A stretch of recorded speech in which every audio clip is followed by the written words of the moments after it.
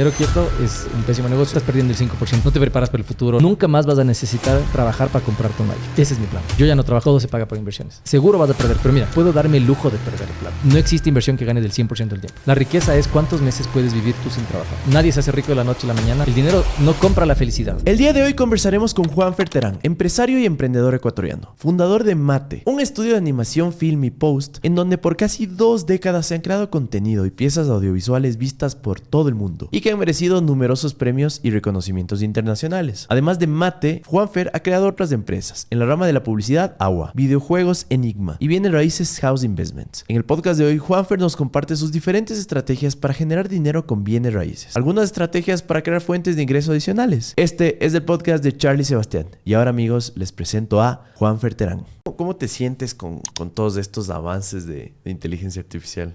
Bien, me parecen súper chéveres. O sea, creo que al final es una parte en donde acelera el acceso a la producción de cosas increíbles a la gente que tal vez no tenía todo el conocimiento previo. Pero para mí lo más interesante es qué vamos a hacer con esto. Entonces, de aquí es como darle una rampita a la gente, ¿me cachas? Porque no necesitas tener ahora, igual con Canva o lo que sea, que tienen muchas herramientas que simplifican tal vez años de estudios de otras personas. Pero lo importante es qué vamos a hacer después. Y cómo esto va a elevar, y creo como humanidad nos va a elevar a otro nivel. Dentro de la industria creativa, tengo muchos amigos que son diseñadores, productores, etcétera, y sí están preocupados. O sea, es como que hay los dos lados de la moneda, ¿no? Hay gente que es como, no, nos vamos a quedar sin trabajo, y hay gente que no, es como tú, dice, más bien es una herramienta para... Sí, o sea, de partida, o sea, nosotros ya lo utilizamos, por ejemplo, en el estudio en muchas cosas, y hay muchas herramientas, y en este momento, ¿cuál es la cumbre que tiene que pasar la inteligencia artificial para en realidad convertirse casi en un reemplazo útil? Y es el nivel de especificidad que tú puedas darle a las cosas que pides. Porque ahora tú puedes pedir algo y dices, no sé, dame una ilustración de un elefante. Y te hace una ilustración de un elefante increíble. 100% seguro no es la ilustración del elefante que tú tenías en tu mente. Pero dices, creo que esta está mejor que la que pensé. Entonces, no, ya, vamos con ese. No, eso es tal cual, ya está perfecto y vamos. Entonces, la curva que tiene que pasar ahora es como que además es muy rápida como está avanzando. Con, por ejemplo, Photoshop, que ahora ya puedes coger y pedir modificar un pedazo de la imagen, ¿no es cierto? Y pedir exactamente en ese pedazo modificar. Ya no es un random completo, ¿no es cierto? Entonces, todo este tipo de cosas van a hacer que se vuelva cada vez más útil y más práctico. Por ejemplo, una producción high-end no te va a dejar al chance la producción de cosas. O sea, si te van a decir, me invento, créame una criatura de 3 ojos, estas cosas tú haces el diseño, y te van a pedir eso. No te van a pedir que cambie un poquito el tomate y van a estar permisivos con que se mueva un poquito diferente. Claro que sí. Entonces todavía hay un margen en donde justo el profesionalismo o el nivel high-end de producción está salvaguardado todavía mientras no le lleguemos a eso. Pero lo interesante es que gente que no tenía acceso ni idea de cómo se producía y puede hacer cosas que se van a acercar y que se acercan mucho. Entonces, ese mundo es súper interesante. Creo que obviamente sí genera una alerta, no solo en la producción, porque tienes, o sea, inteligencia artificial en todo. Para todo. Producción de textos, producción de audio, producción de video, pero también tienes inteligencia artificial en la medicina, que todavía igual que las gafas que te conversamos un ratito, por privacidad te tienen que prender un foquito, como que porque todavía no está tan regulado no puedes dejarte operar por un robot, tal vez sin la supervisión de un doctor. Sí. Pero igual, estamos a nada. O sea, igual, por ejemplo, Elon Musk, igual con la conducción autónoma de los autos. O sea, siempre estaba más bien batallando tanto con el lado tecnológico, con el lado legal, para poder abrir el espectro y decir, no, ahora se maneja 100% solo autónomo, no necesitas nada. Y es de saber echar, ¿no? Entre los dos. Me encanta, casi nadie entiende lo que acabas de decir, pero es justamente esta habilidad de transmitir nuestras ideas a través de este embudo que llamamos lenguaje y que la inteligencia artificial puede interpretar lo que está en nuestra cabeza, ¿no? Correcto. Es justamente esa barrera la que siento que todavía estamos años luz, ¿no? Y mira cómo han salido un montón de aplicaciones, porque obviamente tú tienes como que diferentes layers de inteligencia artificial. O sea, tienes como, por ejemplo, en la base de atrás, Midjourney. Y luego un montón de gente saca capas encima con aplicaciones que te dicen, no, pero es como un Midjourney, pero yo te ayudo más fácil. O sea, yo te puedo guiar un poco más porque tal vez no estás tan capo en los prompts y no te quieres meter a Discord. Entonces, se genera un montón de industria también, curiosamente, sí. y vas avanzando con ponerle algo más fácil para hacerle un poco más asequible, un poco más amigable a la gente. Claro, ponte, yo recién seguí un curso de inteligencia artificial justo de prompts de ChatGPT. Y la primera herramienta que te dan es un plugin de Chrome en el cual tienes como comandos grabados de prompts súper largos y complejos de cosas que quieres ir agregando para que justo la respuesta sea lo más precisa posible, ¿no? Claro. Y creo que hay una gran carrera que se viene, ¿no? Como los prompters, ¿no? Esa capacidad de... Es que una parte que es impresionante es, hace no más de 4 años había un énfasis muy grande en que había un déficit de programadores. Y todas las escuelas, incluso en Estados Unidos, había becas grandes para que tú sigas programación, porque dijeron lo que nos estamos quedando es sin programadores. Claro. Pero ahora ya no necesitamos tantos programadores, necesitamos prompters. Entonces era, bueno, pare, creo que tal vez cambiemos. Ahora vamos a aprender a utilizar bien los prompts porque la programación se está haciendo sola ahora. Entonces, nada. Y creo que nadie se la veía venir con tanta velocidad. ¿Sabes que pasó algo ayer de noche? No sé si estás enterado, pero le despidieron a Sam Altman de ChatGPT, de OpenAI. ¿Por? Le hicieron una emboscada, la junta directiva, y hay 2 teorías ahorita medias conspiratorias en internet. La primera es que justo Elon, que lanzó Grok el otro día, que es justo el competidor de ChatGPT, es justo otra interfaz ¿cómo se llama? Del lenguaje... Bueno, es un ChatGPT, la competencia, ¿ya? Y Elon es probable que le esté reclutando al Sam y como que se hayan enterado los de la junta. Okay. Y la otra es que estaba tomando decisiones un poco agresivas en cuanto al uso que estaban dándole a la inteligencia artificial, un poco peligrosas incluso. Okay. Entonces, es el Steve Jobs de la inteligencia artificial. Man, me explico, se siente como que es algo bastante importante lo que pasó. Estamos muy pronto para hablar de más teorías, pero... no sé, estamos en una época en la que pasan tantas cosas. Y está avanzando tan rápido que yo creo que todas las empresas... Porque, por ejemplo, yo creo que tuvieron un oasis de investigación de 10 años. En donde estuvieron avanzando, trabajando, etcétera. Pasitos. Sí. Pero de repente sacaron y de repente se dieron cuenta que había otro man que sacó otro lado y otro lado. Y ahorita todos los días ves algo nuevo. Y todos los días algo, o sea, como más entrenado, mejor capacitado. Y lo que tomó 10 años de investigación, ahora estás en una competencia brutal contra otras... empresas que están haciendo igual inteligencia artificial. Y justo lo que tú mencionas también, a mí se acuerda ahorita una cosa, siempre juego un poco igual con diferentes inteligencias artificiales. Pero es curioso porque el entrenamiento también está cayendo en una parte que siempre ha sido una área gris de la inteligencia, de la propiedad intelectual. Y obviamente es como que, ¿qué tan dueño eres tú de eso si entrenaste todo con mi arte, por ejemplo? Entonces, y esto es justamente, de ahí viene todas las huelgas que han habido recientemente justamente de escritores, de actores en Hollywood y tal, ¿no? De marcar más claramente dónde está el límite de lo que la inteligencia artificial y del uso de la imagen puede ser, porque en realidad tú puedes tener un actor exactamente igual que Tom Cruise sin que esté Tom Cruise ahí. Entonces, ¿cuál es el límite? Pero lo curioso, y lo que decía, me parecía muy interesante, estaba jugando y me empezaron a salir imágenes con marca de agua. Obviamente no una marca de agua como legible, sino como que se nota que han entrenado con imágenes que tenían marca de agua. Entonces salía así, claro, me cachas, así como... Sí, medio distorsionado. Medio distorsionado y todo, pero las barras de ahí. Y me decía, qué foco. O sea, ahí sí hay también un tema de propiedad intelectual medio heavy. Claro, y igual es un área gris. Yo el otro día igual conversaba con alguien que trataba de... aplicaba la ética justo para la inteligencia artificial en el país. Y es como dice que se sentaba con, no sé, algún asambleísta y le quedaban viendo como bicho raro. O sea, estamos tan atrasados en eso a nivel Ecuador. Es una locura. Pero bueno, dando algunos pasos hacia atrás. Quisiera que me cuentes cómo ha cambiado la industria desde que tú empezaste. Entiendo que tienes una empresa que es referente aquí en el Ecuador y en Latinoamérica, que es Mate. Mate. O sea, ajá. Mate en inglés, cuando nos presentamos, pero Mate, ajá. La cual se especializa en hacer animación, ¿no es cierto? Sí. A ver, arrancamos hace 18 años. Nuestro enfoque siempre fue, o la promesa de alguna forma era, intentemos hacer animación desde Ecuador y llevar una vida decente con eso. Y ese fue con la primera parte y aunque no lo creas era muy difícil. O sea, hace 18 años no teníamos el acceso a la tecnología como tenemos ahora. O sea, buscar una computadora capaz de hacer lo que necesitábamos hacer no es que era una cosa muy fácil. Hasta ahora mucha gente sigue teniendo dificultades, por ejemplo, acceso a software. Aunque ahora hay mucho software libre como Blender, por ejemplo, que es gratuito, pero igual en general cuando nosotros empezamos era un una industria costosa de entrar. Igual que el cine también, porque obviamente tenían en ese momento, o sea, cuando nosotros arrancamos igual, hacíamos postproducción para comerciales también y todavía se grababa en negativo, o sea, todavía en film.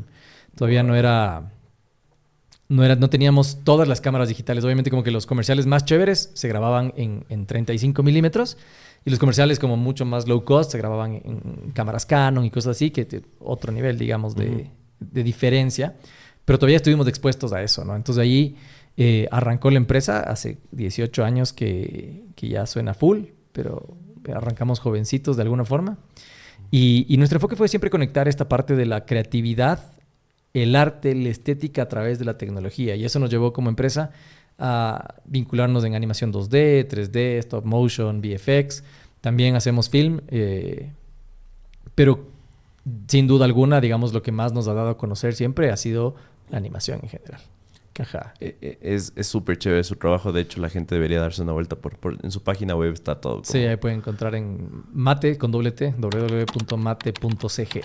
Y es un cague porque yo ya no veo tanta tele, pero desde hace unos 2 o 3 años donde todavía veía bastante tele, yo creo que la mayoría de animaciones de spots publicitarios eran hechos por ustedes. O sea, las muy buenas. Ajá, un montón. Sí. Sí, me acuerdo de ¿puede ser Dr. Luke? Sí, Dr. Luke hasta ahora lo hacemos. O sea, recién acabamos de sacar hace no más de un mes un spot nuevo. Pero sí, es un cliente que llevamos 10 años haciéndole contenido, ¿no? Y es una gran animación. O sea, podrían sacar tranquilamente un dibujo animado del man. Siempre les decimos, ¿cuándo sacamos la serie de Dr. Luke? A ver, hagamos algo así. Pero todavía no se animan. Pero ojalá escuchen esto y se animen. Qué cool. Y justo como haciendo énfasis en cómo ha cambiado este tema de la animación, yo me acuerdo... Ya era un reprise, ¿no? Porque yo nací en el 92. Pero justo hablaban de que la primera animación de MTV, ponte, fue justo la de Dire Straits. La de... ¿Cómo se llama esta canción? Money for Nothing. No lo he visto. Es una animación... O sea, no tienes idea lo básica que es. O sea, Claro. nació en el año 85. Y igual decían que era el video musical más costoso que habían hecho en ese año. Es muy costoso. Y era extremadamente rústica la animación. Claro. O sea, yo decía como, wow, ¿por qué costaron millones de dólares esto? Entonces, no sé si nos puedes explicar cómo ha cambiado y por qué cuesta tanto. No ha cambiado tanto. O sea, obviamente antes era muchísimo más costoso, pero el principio sigue siendo el mismo. Imagínate que tú estás haciendo una escena de un diálogo con una persona, ¿no es cierto? Como estamos aquí nosotros. Y obviamente el cine es costoso, pero la diferencia con la animación es la siguiente. Aquí nosotros en este momento estamos conversando, tenemos 2 cámaras que nos están filmando y nosotros aquí podemos grabar 30 minutos o 40 minutos o 1 hora y prácticamente los costos van a ser los mismos. Tenemos la misma luz, tenemos la misma gente, el equipo técnico que está acá igual. Y el proceso de creación de un poco de darle forma a la película viene un poco después. O sea, viene en el editorial y dices, no, pues hablaron pura pendejada, dejémosle 5 minutos que es lo único que sirve y todo bien, ¿me cachas? Sí. Entonces te gastaste ese tiempo y produjiste. Lo mismo pasa en el cine tradicional, o sea, en el cine como pasa. Obviamente está muchísimo más estructurado. Seguramente construyen este set para 2, 3 escenas, luego lo destruyen. Entonces también se vuelve costoso, pero al final hay una cosa y es, estamos utilizando actores que tienen una voluntad y tienen una facultad de moverse por sí mismos. En la animación lo que sucede, no importa cuál sea la técnica, es que tú partes del completo vacío. 100% nada. Entonces no tienes material con qué empezar hasta que tú lo empieces a elaborar. Entonces imaginemos en un mundo del 3D. En el mundo del 3D lo que pasa es que inicias diseñando un personaje. Entonces yo digo, el Charlie quiero que sea de tal forma y el Juanfer quiero que sea de tal forma. Pero alguien tiene que imaginarlo y dibujarlo primero y decir, ¿qué tal si le ponemos una chompa de jean? ¿Qué pasa si está con una camisa negra? Y alguien dice, no, pero ¿qué pasa si está roja? Entonces todas esas pruebas así que igual se dan en cine, pero son primero un dibujo y primero un sketch y además haces un sketch del espacio y dices, ya, hagámosle el foro, el set, ¿qué tal forma? Pongámosles la decoración negra y todo. Entonces, es un proceso de creación desde el absoluto nada hasta que luego pasamos a un modelado en donde decimos, ok, ya le metemos a 3D, metámosle texturas. Luego de eso le tenemos que hacer que se muevan. Entonces, primero se mueven y pues te ponen un rig, por ejemplo, que es como todos los controles. Imagínate todos tus huesos. Entonces, para yo recién decir, sabes, que el Juanfer quisiera que hable, tengo que haber pasado por todo este proceso de haberle ilustrado, modelado, puesto el rig y los controles y estoy quieto y todavía no me muevo nada, ¿entiendes? Y luego empiezas un man y le dices, ahora sí, dale vida. Entonces, este man que yo puedo hacer una acción, saltar, correr en 5 segundos, tengo que darle a un animador que tiene que sentarse y empezar a producir esta animación y moverme como una marioneta. Calcúlale que en una película, o como en la cuota high-end, digamos, normal, o sea, de producción alta, está en 5 segundos de animación por artista o sea, por semana. 5 segundos. Segundos. Por persona, por semana. Por semana. Wow. Entonces yo tengo un artista que está toda la semana sentado para lograr muy buenos 5 segundos de animación. Y estamos hablando de una jornada laboral completa, ¿no? Claro, o sea, claro. no un medio tiempo. Ni No. nada. Entonces, imagínate que queremos animar un podcast. Entonces, digamos que va a durar 1 hora. Entonces, lo que vas es que metes mucha gente, porque además tampoco te puedes dar el tiempo de hacerlo en 5 años, porque tienes que sacar el estreno, etcétera. Entonces, empiezas a meter mucha gente a trabajar en las diferentes escenas que nosotros vamos a grabar y luego de eso pasa a, ok, tenemos la animación, pero todavía no luce como nosotros lucimos. Hay que ponerle iluminación, materiales, que se vea bonito y luego sacarle render. Todo el mundo habla del render igual, pero básicamente es mandar a procesar todo lo que ya has dicho y hecho las instrucciones para que se vea como quieres que se vea. Ya hemos estado frente a amenazas similares como la inteligencia artificial hace mucho tiempo, porque por ejemplo, en la animación, que igual en el estudio tenemos, entonces puedes decir, ¿qué pasa si es que no lo animo con una persona que esté animando manualmente? Si no usamos un estudio de motion capture con los trajes, con las bolitas como ves en las películas. ¿Qué? Entonces ahí lo que haces, dices, qué buena idea. Entonces usemos el performance de un actor y llevémoslo a nuestro personaje. Entonces ya no animas 5 segundos por semana, sino que ya le sacas toda la secuencia de animación y lo que haces es pulir. Entonces obviamente aceleras los procesos. Igual que la inteligencia artificial con sus pros y contras, porque obviamente esto de aquí es un performance humano. O muy perfecto. Pues yo quiero un personaje cartoon como un Bugs Bunny.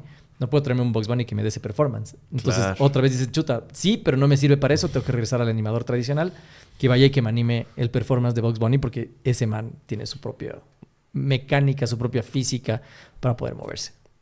Wow, o sea, definitivamente es una industria con mucha paciencia. 100%. Siento que ese es el valor más importante, ¿no? Y lo mismo pasa en la animación 2D, lo mismo, imagínate estar animando y todo, pero solo fíjate, cuando tú ves, digamos que una película 100% ficción que no lleve, que casi no existe ahora, pero que no lleve nada de postproducción, la cantidad de gente involucrada en el equipo.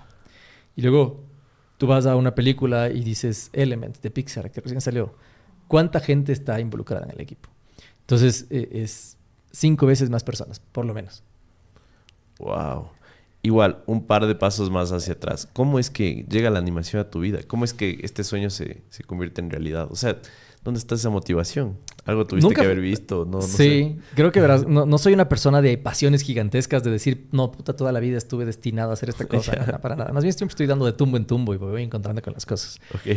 Y en el colegio siempre fui muy, muy, muy bueno en matemáticas. O sea, matemáticas, física era así como full. Yeah. Pero también tenía un lado como artístico y me encantaba, ponte esa, bueno, el dibujo técnico, el dibujo normal, así. Aunque no soy tan bueno dibujando, pero igual siempre me gustó un poco la parte artística también. Y el punto en el que encontré mientras estaba en el colegio, dije, entonces mezclo las dos, voy a ser arquitecto.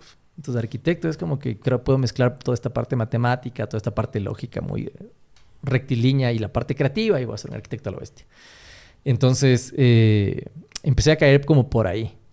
También siempre me han gustado los autos y dije, tal vez va por el otro lado, ¿no? Entonces, a ver, la mecánica, que también me va a jugar las matemáticas, pero también el diseño de vehículos, toda la cuestión, o sea, como que por ahí también voy a combinar estas dos cosas. Y no, o sea, literal, o sea, una carrera de diseño de autos, creo que había una en Italia y se acabó, o sea, como que no es como una cuestión que puedes encontrar muy fácil. Entonces, estuve viendo y estaba encontrando estas cosas, ¿no? Y finalmente, como que, ¿qué será? Como que quinto, sexto curso. Luego de igual haber visto, por ejemplo, Toy Story o Shrek, que eran como las primeras películas así blockbuster de verdad de animación. Entonces me empecé a interesar un poco en eso también. Y ahí fue en donde creo que coincidencialmente, o sea, ha habido mucha gente que estudiaba animación antes en Ecuador, en la San Francisco había generaciones antes que yo. Pero bueno, encontré que en la San Francisco tenía la carrera de animación y multimedia. Y nada, ahí me metí y por ahí arranqué. Te llamó mucho la atención. Qué interesante. Sí. O sea, buscaba siempre este mix de estas dos áreas, como la parte técnica y la parte creativa. Qué cool.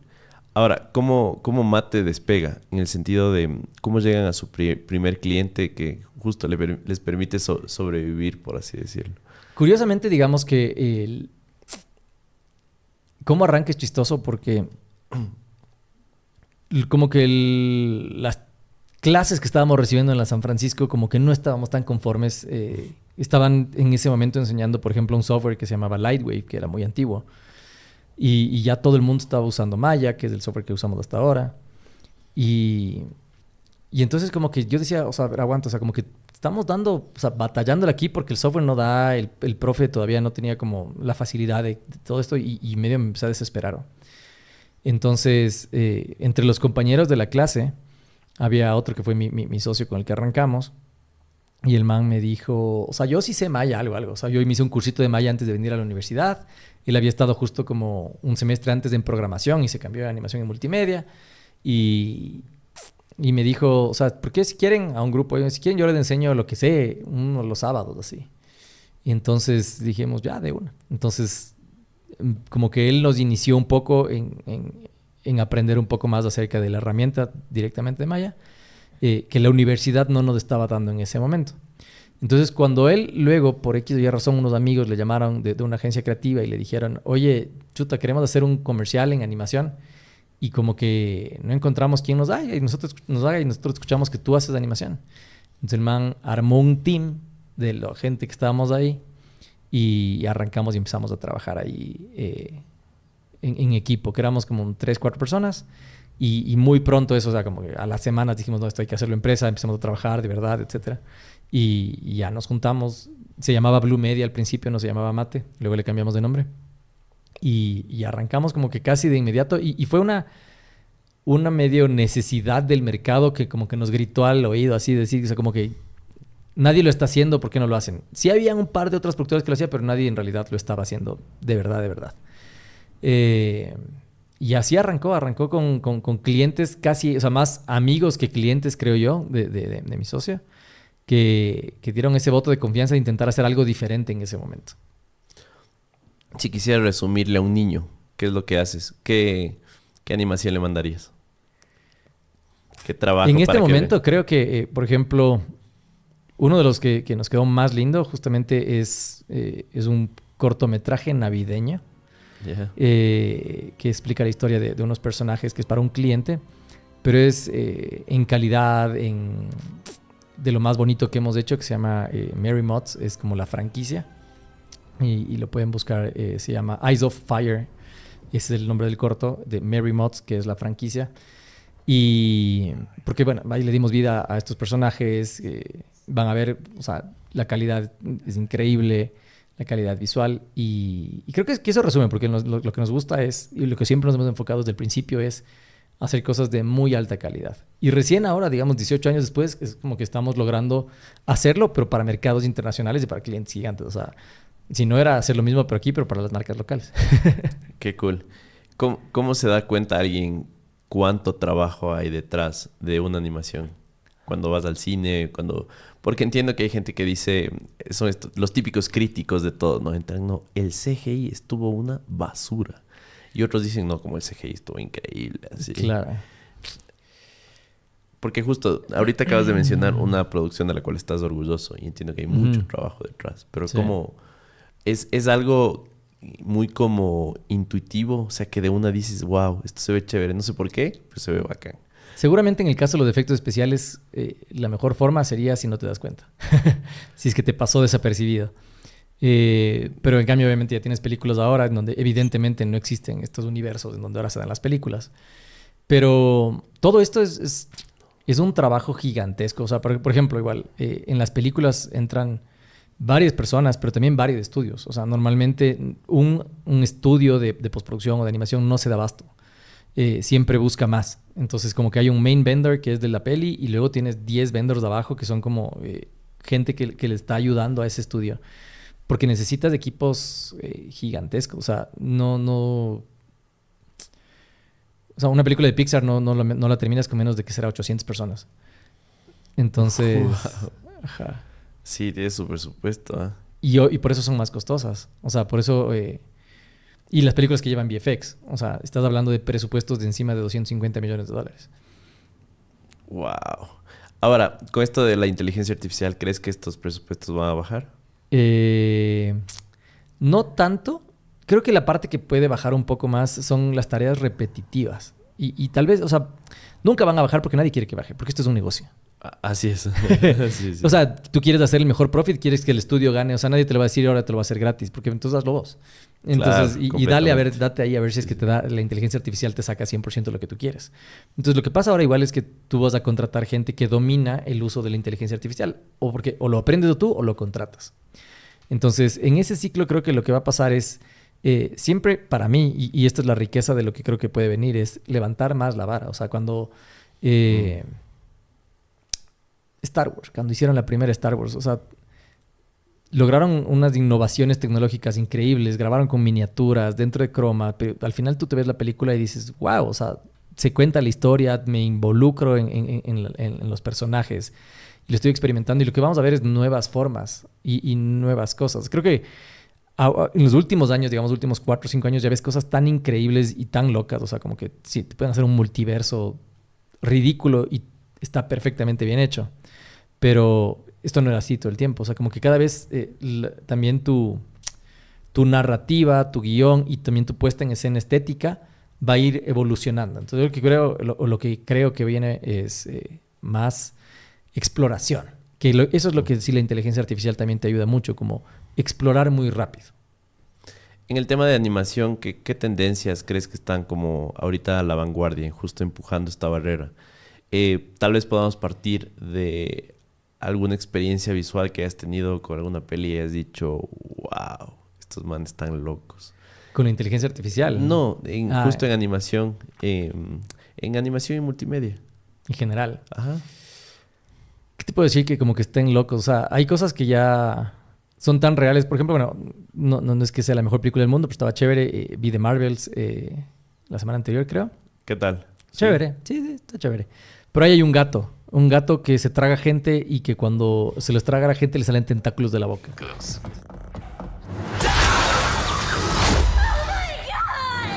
Entonces es ridículo. Pero es lindo. Yeah. Y el gato está perfecto y los tentáculos están perfectos, entonces es súper convincente. Y al final se involucran en la historia, que creo que también es la parte importante en todo lo que hacemos. Es, a diferencia de un artista, no en todos, incluso un artista pictórico, aunque te esté haciendo un solo cuadro, te está comentando una historia. Y todo lo que hacemos nosotros es para contar algo o para hacerte sentir algo. Entonces, la imagen por sí sola no como que carece de alma. ¿Me cachas? Entonces, si tienes la historia por detrás y el alma además, y la imagen además te comunica, entonces ahí sí tienes en verdad una pieza potente. Y creo que lo chistoso de esto aquí es que te decía, como que tienes un gato que escupe tentáculos, que se traga gente, pero está súper bien justificado en el guión. O sea, está muy bien, güey. Entonces, creo que eso es chévere. Y creo que yo soy como un poco olvidadizo. Tengo muy mala memoria en general para las cosas, las pelis y todo. Entonces yo siempre me quedo con lo último que he visto. O sea, como que siempre me estoy sorprendiendo como nuevo, así como algo nuevo y así. No me quedo colgado con algún referente. Ajá. Sí. Yendo a un lado un poco emocional más bien. Tal vez, ojalá te acuerdes de algo que haya marcado tu vida, pero la última peli animada que me hizo llorar a mí fue Pinocho, ponte. No sé si viste la de, ¿Cuál? La de Guillermo. La de Guillermo del Toro, claro. La última. Estuvo fuerte. O sea... No es infantil, no es densa. Y visualmente es densa, pero está súper bien hecha. Entonces, no sé si hay alguna especial ahí en tu corazón. También mencionaste Shrek y Toy Story al inicio. Ya no tanto como de Marvel, que es como mucho más realismo. Claro. Más Creo que, por ejemplo, obviamente para mí la que más, incluso más que Toy Story, la que me llamó a meterme mucho a esto fue Shrek. Porque me encantó. Es una gran peli. Ajá. Y la primera fue así como que, wow, o sea, cuánto humor, cuán llevadero y poco preocupado de las cosas técnicas me hizo ver la peli. ¿Me cachas? Como que sí lucía muy bien, pero el guión funcionaba y era una historia que evidentemente se veía potenciada por la animación. Pero ahora creo que, por ejemplo, otra de las últimas que fue muy buena, creo que fue, por ejemplo, Coco, en particular. Y también El libro de la vida antes de eso, de Jorge Gutiérrez, que hicimos un proyecto junto con él, además. Pero cool. El libro de la vida es como de las primeras películas animadas súper famosas que en verdad te dicen, además tu cultura también tiene valor. Entonces, como no necesitas estas historias súper gringas, porque esto también le va a interesar a todo el mundo. Y obviamente muchísimo más a mayor escala, de la mano obviamente ya de un músculo financiero como el de Disney, viene Coco. Pero sin embargo también se siente bonito que tampoco son nuestras historias porque son mexicanas. Pero por lo menos dices, ok, está cool y son estas historias que le dan valor a nuestra cultura también. Y de ahí salió Encanto, entonces como que cada una tiene así unas cosas súper lindas porque ya se sienten más nuestras. Más latinoamericanas también. Sí, completamente. Coco no es de no es de nuestra cultura, pero siento que justo en la época de Día de los Difuntos sí hay algunas costumbres que compartimos. O sea, desde el Chavo del Ocho nosotros no podemos, o sea, creo que no existe una cultura 100% ecuatoriana. Nosotros somos mexetarianos, mecoecuatorianos, lo que sea, porque siempre todo lo que vimos de chiquitos viene desde México. Completamente. Tal vez algún mensaje subliminal o alguna teoría conspiratoria que hayas dejado en alguno de sus trabajos. Alguna cosa de fondo que le pusieron. Algún rato nos dio por hacer esas cosas. Luego creo que nos dio pereza. Pero sí poníamos nuestros nombres o poníamos una fotito por allá atrás, así en el plano lejano, en donde se veía y salíamos, no sé. En 2009 se conoció la primera transacción documentada con Bitcoin. Un usuario intercambió 10.000 Bitcoins por 2 pizzas. Esa transacción estableció un valor implícito en Bitcoin, que en ese momento era menos de un centavo, era 0.001 centavo. 15 años después, un Bitcoin equivale más o menos $30,000. Esto significa que si esa persona no hubiera comprado esas 2 pizzas, se hubiera guardado esos Bitcoins en su billetera, hoy tendría $300 millones. Y damas y caballeros, esto tan solo está empezando. La pregunta es ¿por qué Bitcoin aumentó tanto de valor? Básicamente es porque es un activo escaso, descentralizado, seguro, asequible, con mucha innovación y de hecho muchas personas lo llaman el oro digital. Además de este contenido, quiero contarte que tenemos nuestra propia comunidad de cripto, que se llama Crypto Savvy, en la que hablamos sobre noticias, tecnología y nuevas y diferentes formas de generar ingresos a través de la blockchain. De hecho, no solo con Bitcoin, sino con las más de 14,000 criptomonedas que existen en la web 3.0. Así que te invitamos a que te suscribas a nuestro canal de YouTube. Nos puedes encontrar como Crypto Savvy en todas las redes sociales. Y así tú puedes aprender más sobre esta tecnología y puedes generar ingresos y acercarte más a esta tan ansiada libertad financiera. A ver, entiendo que Mate creció, ¿no? Y empezaste a desarrollar otros proyectos relacionados, ¿no? Sí. Uno de ellos es justo Agua. ¿Agua está bien? Sí. ¿Cuál es el enfoque principal de Agua en la industria publicitaria? Con mi socio hicimos un acuerdo. Dijimos, oye, ¿qué pasa si es que... Mate arrancó 100% publicitario. Entonces, durante mucho tiempo se conservó como una empresa que hacía comerciales de televisión. Y that's it. Pero nos vinculamos mucho en el mercado publicitario y de marketing en ese momento. Entonces, dijimos, oye, a ver, ¿qué pasa si nosotros, porque los clientes como que nos daban muchas libertades? Entonces dijimos como que, ¿qué pasa si es que además también nos encargamos de la creatividad y los medios y hacemos nuestra pequeña agencia también para poder controlar como todo el flujo de producción de alguna forma? Y así nació Agua, que es AWA.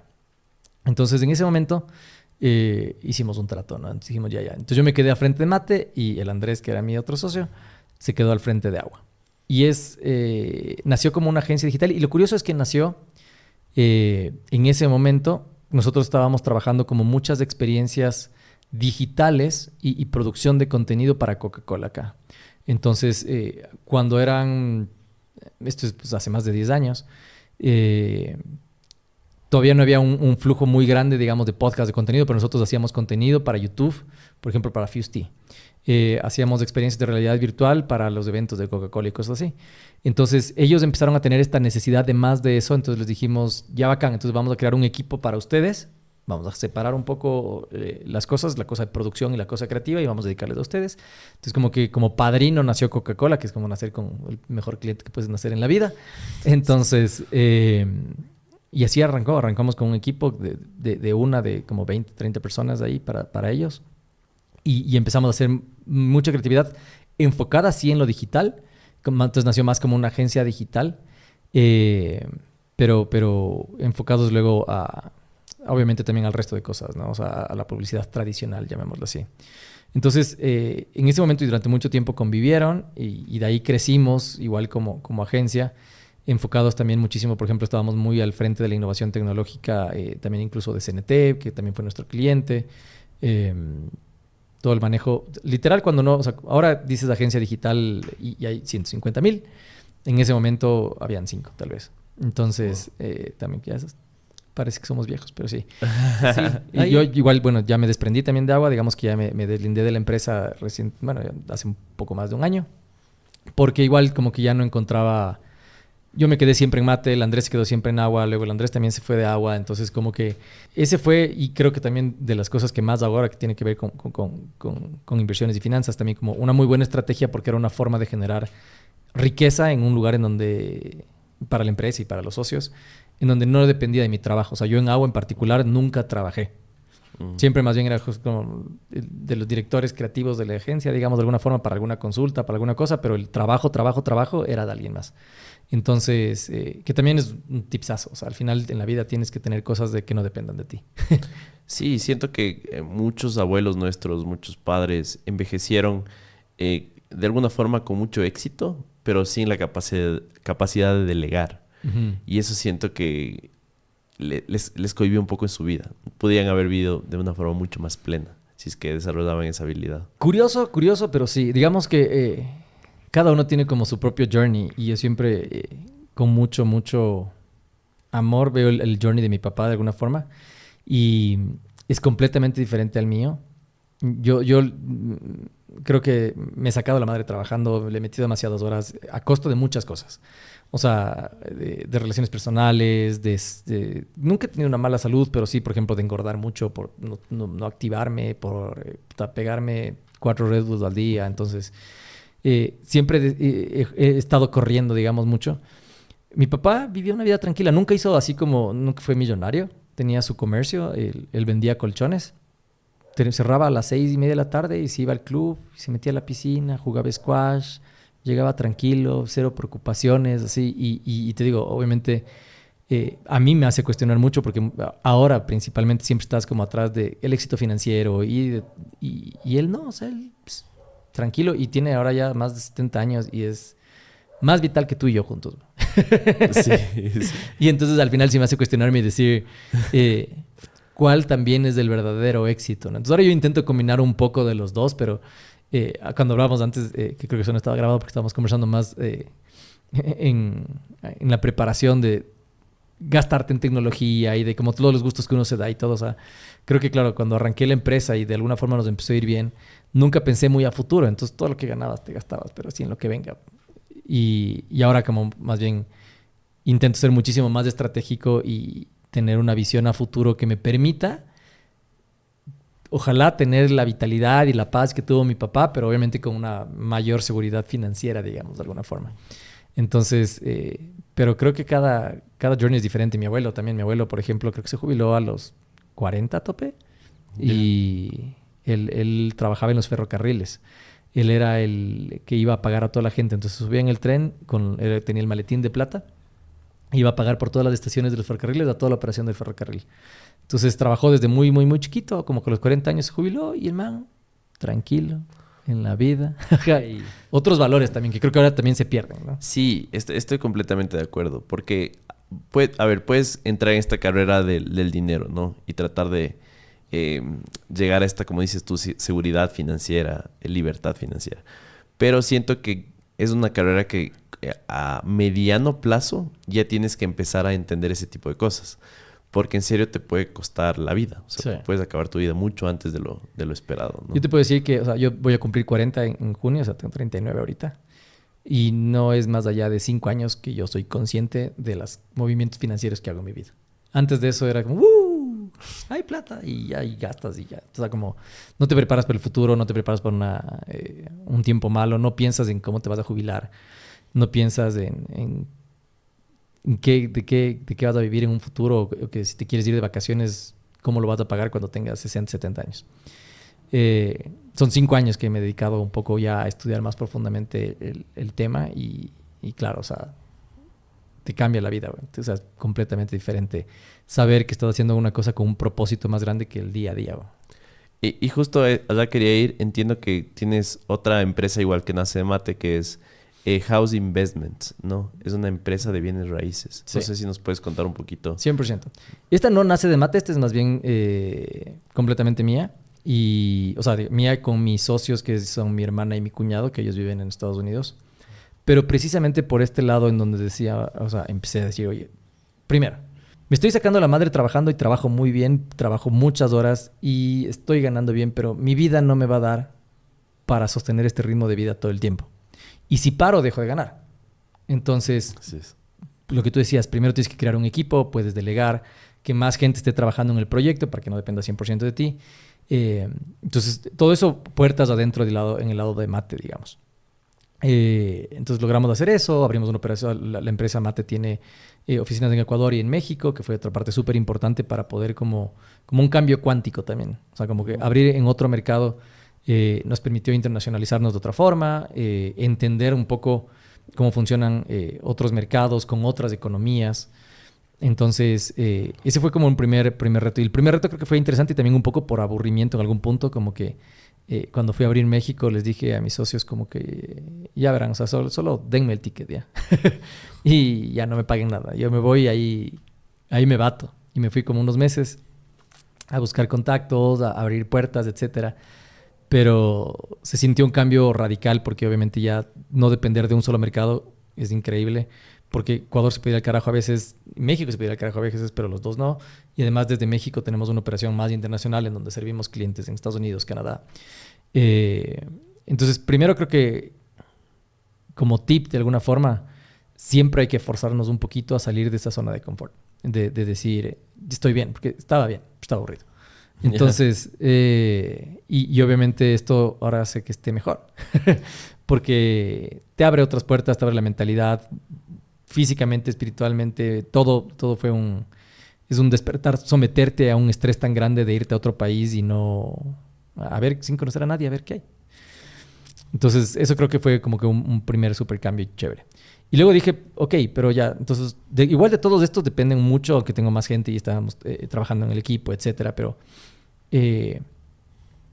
¿cómo puedo hacer para que en verdad lo que estoy generando aquí, que no me lo quiero gastar todo, rinda más frutos? Entonces ahí nos metimos justo con mi ñaña y mi cuñado, creamos House Investments y lo que hacemos nosotros es invertir en bienes raíces en Estados Unidos con una forma creativa, poco convencional, que puede generar riqueza increíble. Y este es otro cambio de mentalidad en el sentido de que tú piensas que vas a comprar una casa, vender una casa y vas a tener $50,000 en el bolsillo el día siguiente. Y no. Pero en realidad, por ejemplo, hacemos cosas con estrategias que nos dan rentabilidad a 30 años. Entonces de repente tienes un ingreso por 30 años futuros. Entonces, que tal vez no es el ingreso más grande, pero dices, me invento, ya tengo $300 durante los próximos 30 años. ¿Qué ha hecho eso? Claro, está muy bien. Claro, dices... A nadie le viene mal. A nadie le viene mal. Entonces dices, bueno, voy a hacer el siguiente. Entonces ya voy a tener $600 durante los 30 siguientes años. Entonces, hay muchas estrategias que combinamos. Esto fue también pre-pandemia. La pandemia también golpeó durísimo los bienes raíces. Entonces, obviamente, hay ups, hay downs, pero tenemos diferentes estrategias. La primera, flipping. Entonces, el flip que es bastante conocido. Tú compras una propiedad, la remodelas y la vendes más cara. Entonces, esa de ahí en particular es como una tradicional, no es la más... era muy rentable previo a la pandemia, ahora ya no es la que más se mueve. ¿Y estamos hablando en qué mercado? ¿En Estados Unidos o sí. acá? No, en Estados Unidos. Ah, solo Estados Unidos. Ajá, ya, aquí perfecto. solo Estados Unidos. El House Investment solo opera allá por diferentes factores, principalmente el financiamiento.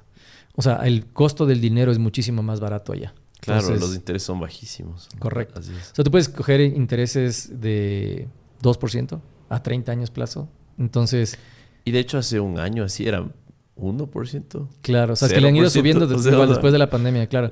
Y lo que pasa es que, claro, tienes créditos, digamos, si tú es tu primera vivienda, te dan todas las facilidades del mundo. Si es una vivienda para comercial, en donde tú vas a hacer un profit, tal vez te dan al 6. Pero aquí te dan al 8 y además a 20 años. Entonces, hay como muchos factores importantes allá que son muy interesantes, que hace factible jugar con el dinero. Porque también es otra parte importante que aprendí. Y es, no necesitas tú tener todo el dinero. O sea, si tú quieres comprar una casa de $400,000 para hacer negocio ya, no necesitas los $400,000. Tal vez necesitas el 10%. Entonces dices, puta, ya tengo y voy a arrendarla o lo que sea. Y el banco te ayuda porque como las tasas son más bajas, existe un spread, digamos, entre lo que tú pagas al banco y lo que tú cobras en la renta, que ya te deja una ganancia. Al final aquí el juego es, en la parte de los bienes raíces, es el cash flow. O sea, tú decir dónde va el cash y cuánto me va a quedar de ese movimiento. Y ahí es súper interesante, es igual también una cosa súper apasionante porque, por ejemplo, lo que te digo, en el flipping es súper claro. Compras en 100, le metes 20 y le vendes en 150. Entonces sacas 30 de ganancia, eso te toma 6 meses, te lo llevas al bolsillo. Paf. El problema con esto es que en la pandemia se empezaron a demorar más. Entonces ya no le sacabas en 4 o 6 meses, sino en un año, año y medio. Entonces ya el profit que ibas a sacar ya no resultaba tan interesante si en vez de sacarlo en 6 meses, lo sacas en un año y medio, pagas el préstamo muchísimo más, tienes los costos bancarios, etc. La otra opción, que esta sí la seguimos haciendo, es y súper interesante, y es obviamente quedarte la propiedad para arrendar. Entonces tú dices, a ver, aguántate. Entonces yo le pido plata al banco y me invento, la cuota del banco son 1,000, pero en arriendos me entran 1,300. Entonces le pago 1,000 y me quedo con 300. Sí, ese es el negocio. Entonces te quedas con la diferencia bancaria de alguna forma. Y lo que te decía, entonces ahí te vas quedando y le puedes arrendar. Obviamente los riesgos que tienes que correr es si se te va el inquilino, ¿qué va a hacer o sea, tener el respaldo económico para poder cubrir los meses que no vas a tener los ingresos del inquilino. Pero ahí viene otra estrategia también y por eso se llaman bienes raíces comerciales y es como normalmente cuando te metes en esto no compras de 1 en 1. Compras de 6 en 6 o de 8 en 8. Porque compras edificios con 6 departamentos chiquitos y divides tu riesgo. Entonces ya no tengo el problema de que se me fue una casa, o sea, y cuesta lo mismo. O sea, en vez de costar una casa de 400,000, compro una casa, o sea, un edificito de 6 departamentos en 400,000. Pero el arriendo individual es menor. El arriendo total sigue siendo el mismo, pero si se me va un inquilino no tengo el riesgo completo. Claro. Entonces, esa es una estrategia que igual usamos. Entonces tenemos Sixplex en diferentes lugares de Estados Unidos. De los que recibimos las rentas. Una consulta. ¿A cualquier persona le dan préstamos así de grandes en Estados Unidos? No. No es que es imposible que te den crédito. O sea, tienes que hacer la estructura legal correcta y allá abres una empresa en nada de tiempo, la LLC, y más rápido tienes que que acá, crear, ¿no? claro, y tienes que empezar a crear tu crédito y tu historial. 100% apalancados en el inicio, en el crédito y en la garantía de mi cuñado y de mi ñaña, que ya tenían construido ya su patrimonio. Pero, o sea, sí, es muchísimo, muchísimo más amable que acá. O sea, te dicen, o sea, una vez que esperas un par de años, te dicen, bueno, pero ahí tiene una línea de crédito de $1,000,000 para que use, ¿no? Entonces, ¿en serio? Sí, sí, o sea, obviamente traes las garantías adecuadas, la casa tiene que respaldar, etcétera, pero pues ahí está. Entonces, allá el dinero se mueve a una velocidad muchísimo más rápida que acá, o sea, y es un cambio de mentalidad también, que creo que nosotros desde el Ecuador soñamos, por ejemplo, con comprar nuestra casita, la que nos va a durar 30 años, etcétera, ¿no? Allá no, porque, por ejemplo, en las propiedades que compramos, nunca somos dueños de la casa. Imagínate tener un crédito que pagas durante 30 años, llevar los primeros 5, no le has aportado literal ni $2,000 al patrimonio de la casa. Pero todos los meses le he sacado la diferencia entre lo que pago de préstamo y el arriendo. Ahí está mi ganancia. Entonces yo soy como un intermediario.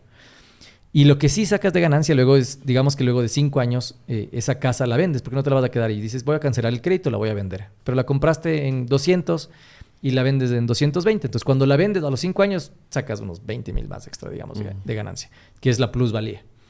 Entonces, allá existe plusvalía, acá también es complejo, acá no hay tanta plusvalía y por eso también, aunque hemos analizado como que diferentes alternativas de aquí, por las tasas de interés y por el poco crecimiento de la plusvalía aquí, no es como que es el mercado ideal para que se den estas condiciones en Estados Unidos. Claro, porque inviertes la misma cantidad de horas, pero por justo las condiciones de mercado de allá puedes ganar 10 veces más. Sí, ¿no? Es como que tienes la expectativa de que el mercado se va a revalorizar más en Estados Unidos que acá.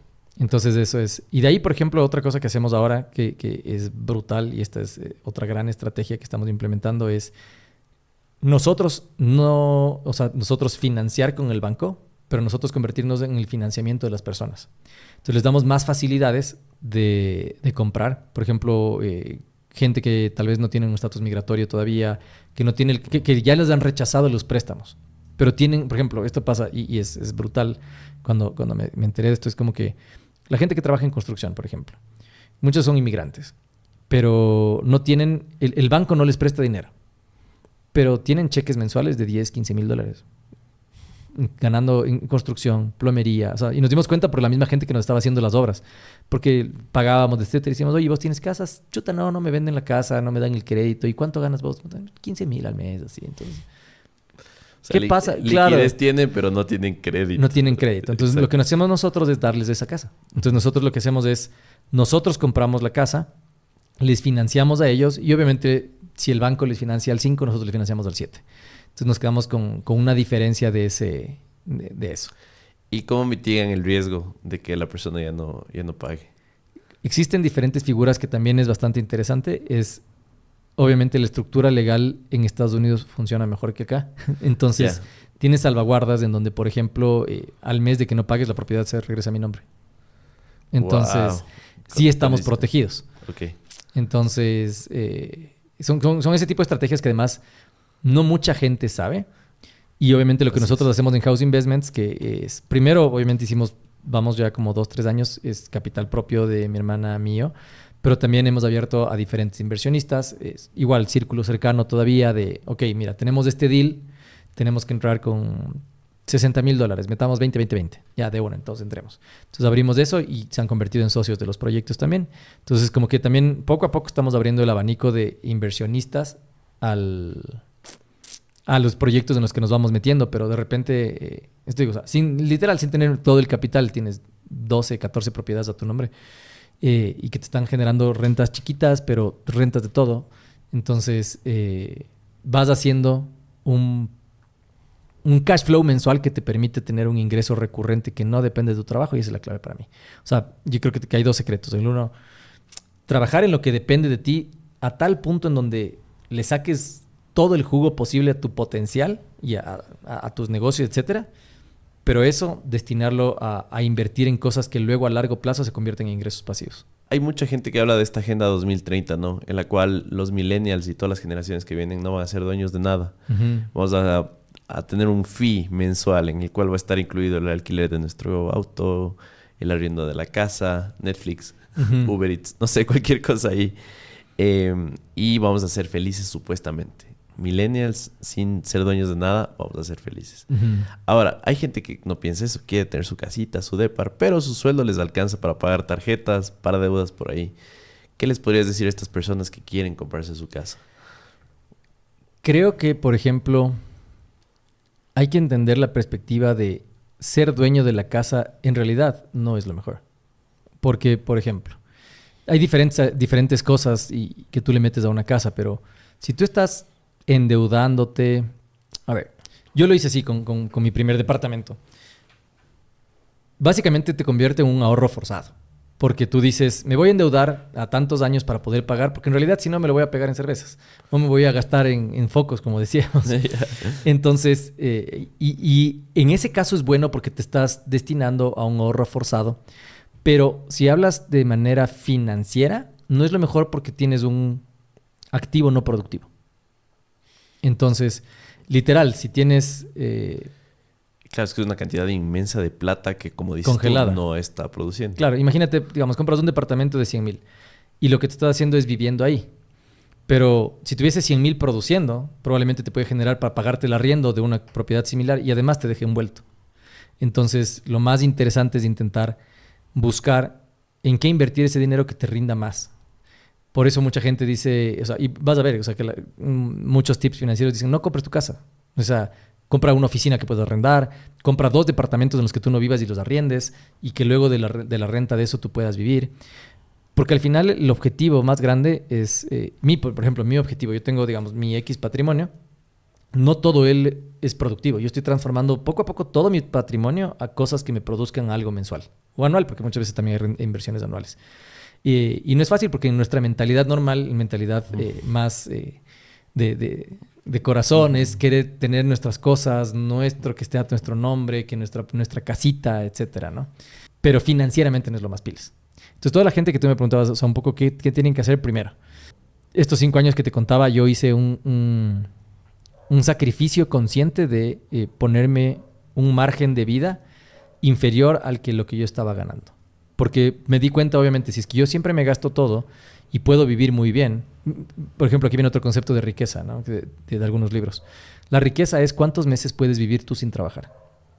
Entonces, la riqueza no depende de cuánto ganas, depende de cuánto gastas. Entonces, por ejemplo, si tú gastas y vives con 1,000 y tienes 6,000, puedes vivir 6 meses sin trabajar. Pero si es que ganas 6,000 y gastas 6,000 y no puedes vivir nada, ni puedes vivir ni un mes. Entonces, seguramente pasas de tener abundancia a desesperación faltó un cheque. Entonces, creo que construir esta nueva forma de entender la riqueza, independientemente de lo que tú decías, ¿no? De la agenda, del leasing, etcétera. Yo quiero estar en el lado de los que arrendemos esas casas para todas esas personas.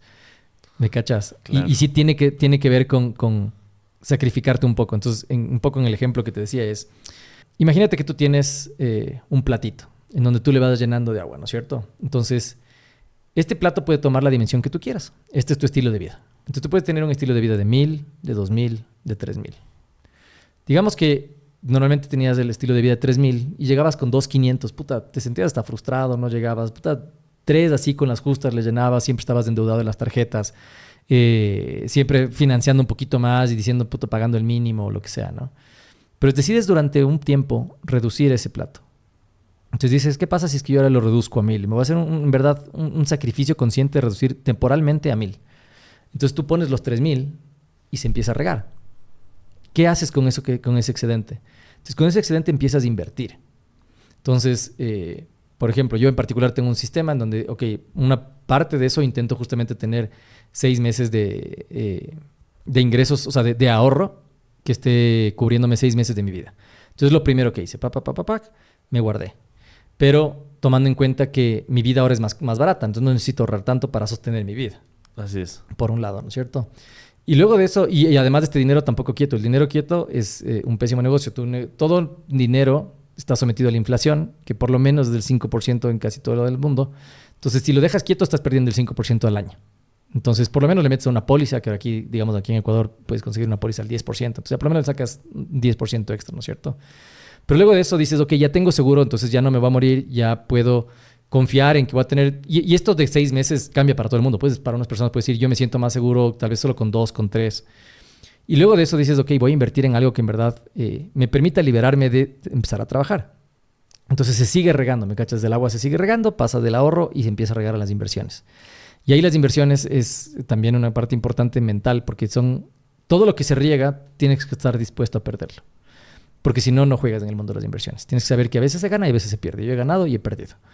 Y entonces, pero ya es de un excedente, ¿me cachas? Porque tu estado de vida que sigue estando aquí está tranquilo. Siempre le metes 3,000. Y aparte tienes tus ahorros. Claro. Ajá. Y ahora estás invirtiendo. Entonces empiezas a jugar. Pero no estoy poniendo en riesgo mi arriendo, no estoy poniendo en riesgo mi comida, que también es una cuestión muy mental de aquí, de nosotros del Ecuador. Siempre vivir lo más caro que se puede y todo, pero yo quiero paz. O sea, para mí este es un sistema de paz, de tranquilidad, ¿me cachas? Entonces, bueno, ahora con esto que invierto, entonces digamos que ya tengo mis 1,000, aquí tengo 3,000, digamos. Yo le sigo metiendo 3,000 mensuales, entonces ahora me empieza a chorrear y tengo 3,000 más, tengo 5,000 más aquí guardados. Entonces ahora, ¿cómo yo hago eso? Genero riqueza con eso. Ahí sí invierto. Hay inversiones en miles de cosas, cripto, bienes raíces, en invertir en un negocio de otro amigo, en donde tú digas, oye, yo voy a ser el socio capitalista, no esperes nada de mí más que yo te ponga plata ahorita al inicio y nos repartimos tanto, lo que sea. Por ejemplo, yo en esto de acá, en las inversiones que tengo acá, espero un retorno del 15 al 20% al año. Eso es lo que yo espero para que decir, pues sí, me voy a meter. Es lo que creo que funciona. Entonces, ahora que tienes esto, que se genera un nuevo recurso, digamos que ya pasó todo esto, acá tengo $5,000, digamos que me sobró para invertir, al 20%. Tengo $1,000 más, ¿no es cierto? Entonces esos $1,000 más yo puedo empezar a meter de nuevo acá y mejorar mi estatus de vida, porque ya no depende de mi trabajo. Entonces mi trabajo alimenta todo este flujo, pero mi retorno de mi inversiones puedo ya, porque ya en verdad no dependió de mi trabajo. Entonces decido o seguir invirtiendo o yo digo, me voy a comprar ya este carro nuevo. Porque en verdad yo no trabajé por este carro, yo no trabajé por esta casa porque ya me rindió solito el dinero. Entonces ese es un flujo que yo me inventé de alguna forma y lo empecé a aplicar y que me ha funcionado súper bien. Por ejemplo, un caso muy sencillo que la gente no cacha, para mí es el caso de, quieres comprarte un iPhone. Un iPhone, digamos que no te compras del Pro, te compras del normal, te cuesta $1,000. ¿Cada cuánto cambias de tu teléfono? 2 años. Cada 2 años. Un año es ya muy novelero. Ajá. Cada 2 años. Entonces, ¿qué pasa si no te compras el iPhone ahora? Y empiezas a ahorrar. Y dices, me voy a aguantar no 2, sino 3 años tal vez y voy a meterle full ñeque a ahorrar un poco. Entonces, en vez de tener $1,000, voy a ahorrar $5,000. Adivina qué desbloqueaste. 5 iPhones. No, tu iPhone Forever. Claro. Nunca más vas a necesitar para trabajar para comprarte un iPhone. Porque estos $5,000, si te rinden al 10% nada más, ya son $500 al año. Y todos los años puedes comprarte un iPhone. Entonces, imagínate si logras todo depende del porcentaje de inversión que logres. Si logras al 20%, con $5,000 te compras un iPhone todos los años. Y nunca más tienes que trabajar por un iPhone. Ese es mi plan. Yo ya no trabajo por mi casa, no trabajo por mi carro. Todo se paga por inversiones. Entonces, dejas de estar corriendo en eso, ¿cachas? Pero sí tomó 5 años consciente de decir... Y siempre cuento esta historia, pero es chistoso. Pero digamos, uno de mis socios justo en Agua, que es más novelero, El man llegaba siempre en Audi, ¿no? Así, a la oficina, yo en mi carro viejito, así. Y decía, güey, puta, yo gano el doble que este man. Puta, me va a comprar el Audi, güey, puta. Y yo ahora así como, no, chucha, no. Tengo un objetivo, 5 años después, claro. Entonces, el man se gastaba todo en ese mes. Yo 5 años sentado, trabajando, tranquilo, o sea, con este ahorro consciente y este flujo de capital que te digo para que lo que invierta, sea el capital que estoy invirtiendo sea el mayor posible. Ahora, digamos, ese retorno puede comprarme el Audi todos los años. Wow, imagínate. Qué gran lección. Una mini masterclass de bienes raíces 2.0. Sí, y se aplica a todo. O sea, el costo del capital, el costo de oportunidad, que es como un concepto súper básico en finanzas, claro. O sea, tu capital, ¿qué está haciendo que pueda hacerlo mejor? Entonces, puede ser bienes raíces, puede ser cripto, puede ser, lo que te digo, inversión en otros negocios. O sea, muchas veces son compra de cualquier otro activo que pueda valorizarse. Porque hay mucha gente que está comprando Rolex porque se están valorizando. Al final coges... Y lo que digo además también, no metas todos los huevos en una misma bolsa. Diversifica un montón y seguro vas a perder. Pero mira, por ejemplo, digamos que estos $5,000 que tenía aquí, perdía 2,000. No eran $2,000 que hubiese perdido que no me estaban dando de comer porque yo decidí que mi plata aquí sea un poquito más pequeña para poder sostener. Entonces puedo darme el lujo de perder plata. Y esa es la ventaja en las inversiones y es porque en una pierdes y en otra ganas. Y no existe inversión que gane del 100% del tiempo. Claro, y en la que ganas mitigas todas estas pérdidas, ¿no? Correcto. Entonces, la cuestión es tener un buen sistema. Entonces, yo tengo claro como... No es tampoco tan complejo. Mucha gente hace el detalle de cuánto gasta en alimentación y todo, ¿no? Yo tengo un detalle de cuánto entra, cuánto sale, cuánto sobra, a dónde estoy invirtiendo y, por ejemplo, tengo un... Más o menos, este es mi esquema económico, digamos. Entonces, yo lo que trabajo tiene que... Digamos que de mate, que es mi fuente principal de ingresos, ¿no es cierto? Lo que gano de mate tiene que exceder y ya generarme un ahorro de un 20% de todo. Entonces, como que vivo y ahorro un 20%. Pero luego tengo los otros negocios, igual como el dojo, como el katana, en donde digo, ok, entonces existe un ingreso extra, que este es otro tipsazo. Siempre no dejen su fuente principal de ingresos, pero intenten tener 1 o 2 fuentes adicionales de ingresos. Entonces, entra por otro sigue aportando el agua al pozo, ¿no?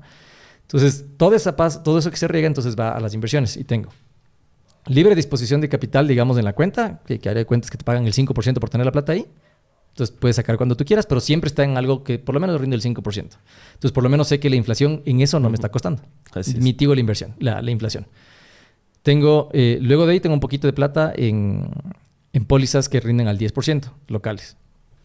Seguro, si es que hay algún problema, pierdo el rendimiento, pero puedo recuperar mi plata, una emergencia o alguna cosa, o un negocio también. Muchas veces digo, se presenta una buena oportunidad, este negocio, otra vez costo de oportunidad, me rinde más que la póliza, pierdo el retorno de la póliza y meto en este negocio.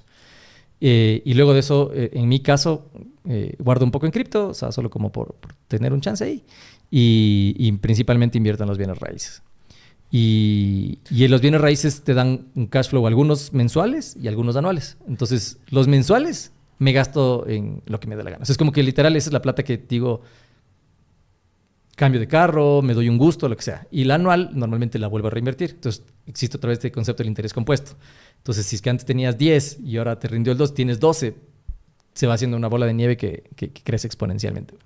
Claro, porque siento que es demasiado valiosa la información que nos estás compartiendo, pero estamos en una sociedad hiperconsumista en la cual somos extremadamente vulnerables ante toda esta psicología que está siendo utilizada en nuestra contra en el tema de marketing. Total. Es como, dices esto, la gente escucha este podcast y dice, ya sé cómo ahorrar.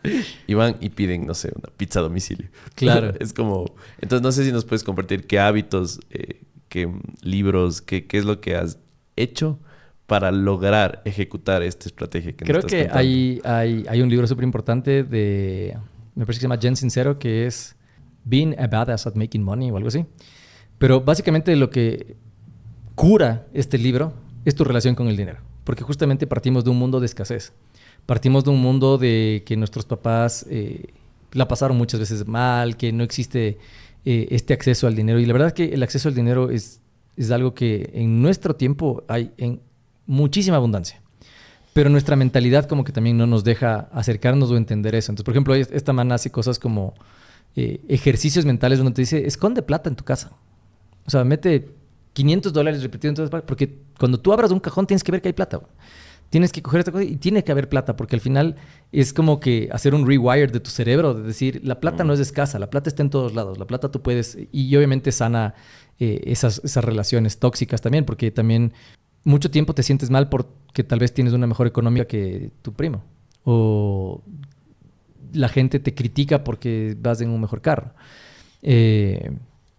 Entonces, culturalmente estamos nosotros como los cangrejos siempre jalando para abajo. O sea, vos no vas y le felicitas a un man y le dices que es bien, súper chévere, me quiero acercar a ti, ¿qué me enseñas? ¿Qué me puedes enseñar de cómo te está yendo de bien?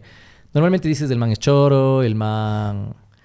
Claro, ¿en qué negocio chueco estar haciendo? ¿A quién le estará estafando? Entonces, esa parte cultural te drena, te desgasta y es la primera parte que tienes que hacer. Romper tu esquema y romper tu relación con tu dinero, sanarla y decir, ahí está, o sea, tiene un propósito, el dinero no es magia. El dinero no compra la felicidad, ¿me cachas? Eso es clarísimo.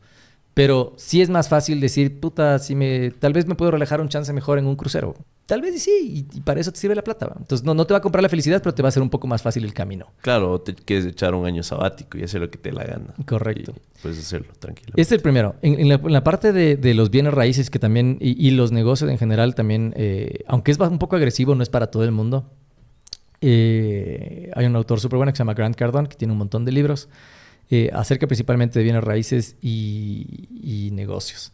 Entonces el man es un poco agresivo porque es el man que te empuja y te dice, no, pero tienes que dar el 10%, el 10 veces del esfuerzo y todo. Y es como un poco pushy, pero sí tiene conceptos muy buenos y principalmente como que mi sistema es una abstracción un poco del man. El man dice, claro, que cuando el man pasó por un problema de drogas muy grande, tenía muchísimos problemas económicos, pero empezó a trabajar y para poder invertir el man vivía con el 20% de su sueldo. Entonces el man como que vivía en un departamentito chiquito, comprando los justos. El man ya ganaba más de $100,000 al año y vivía en un departamento en donde, no sé, arrendaba en 1,000, ¿me entiendes? Y nadie le entendía el por qué.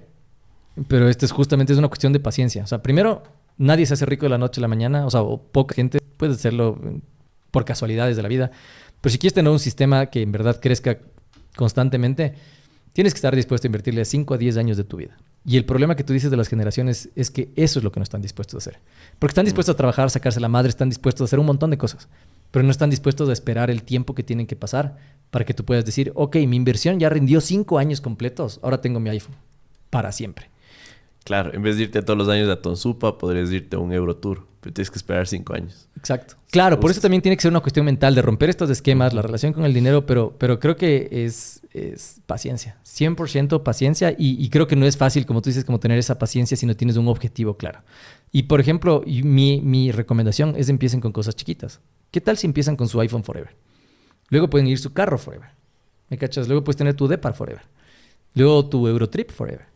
Entonces todos esos se van y yo tengo un poquito, no tan esquematizado, pero recomiendo muchas veces, es como, ok, si yo tengo esta inversión, esta en particular me va a pagar el carro.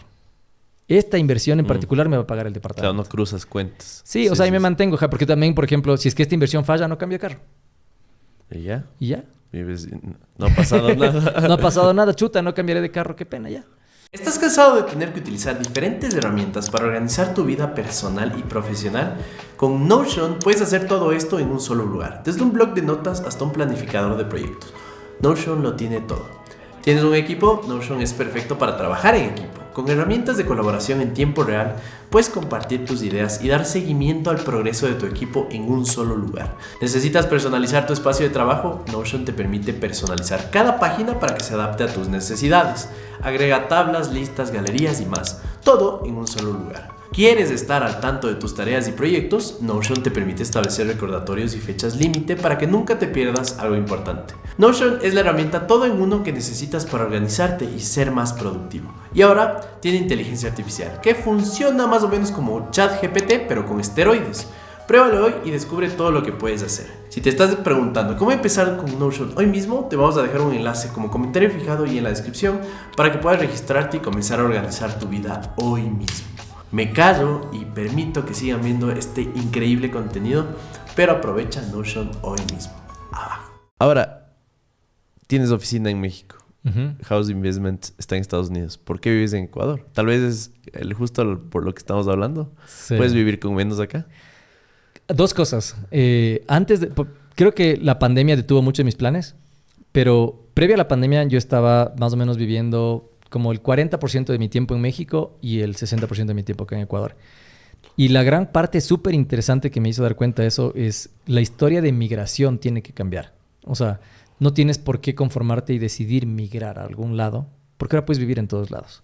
O sea, si tú estructuras, si es que el proyecto paga lo suficiente, etcétera, me di cuenta que podía decidir cualquier lugar donde trabajar en el mundo. Entonces empecé obviamente Ecuador, México, y mi siguiente plan era triangular Estados Unidos y empezar a como hacer rondas así. Y ahí vino la pandemia. Entonces la pandemia obviamente trajo otras cosas súper interesantes. En realidad trabajé el doble de lo que trabajaba antes. No sé, como que saqué otros proyectos y por suerte digamos que trabajo no hizo falta porque todas las producciones cinematográficas de filmar se pararon. Uh-huh. Y la gente dijo, puta, pero hagan animación. No necesitan estar juntos, pueden hacer remotos, puta, dale. Pues entonces, como que por suerte, digamos que el negocio no se detuvo ahí. Pero sí se detuvo esa parte de mi vida, en donde yo estaba viajando mucho, disfrutaba mucho de viajar, de experimentar y todo. Entonces creo, pero a la vez también me fue agarrando la edad. Entonces sí me di cuenta que sí necesitas como tu nicho, tu espacio y tu lugar seguro a donde volver. Ecuador, sí, lo hemos considerado como... Sobre todo con la última crisis de seguridad y todo, si es algo que estamos considerando, a ver si es que nos vamos de Estados Unidos probablemente. Pero ojalá y las cosas mejoren, ojalá y no. Es mucho del corazón, obviamente tienes tu familia, sí es más barato acá, obviamente. O sea, el estado de bienestar que yo puedo tener aquí con lo que yo gano no va a ser lo mismo que puedo tener en Estados Unidos porque las propiedades del arriendo, etcétera, vale 3 veces más que acá. La tecnología es más barata, el acceso al consumismo es más barato, pero como que las cosas que valen comida y vivienda son más caras. La comida no me gusta tanto en Estados Unidos, te soy franco. Claro. Pero bueno, es una variable más dentro de todas las que acabas de decir, ¿no? Claro. Pero, o sea, seguro vives mejor acá en el acceso a las cosas. Los carros aquí son carísimos, esa es la parte mala. La tecnología es carísima, o sea... pagas el 50% más o más por un iPhone aquí que pagas en Estados Unidos. Entonces, pero el macro, creo que lo más importante creo que sí es como comida y vivienda y eso sí es más caro. Entonces, también habría que estar dispuesto a ese sacrificio. Lo hemos considerado en función principalmente de la seguridad, pero creo que en ese sentido lo más importante, lo más chévere es que en realidad ya no hay tantas limitaciones fronterizas. Entonces, en verdad que podrías... Con una familia, mi hija y mi esposa es más difícil, pero antes de la pandemia era más fácil solo irse porque no estaba casado. Claro.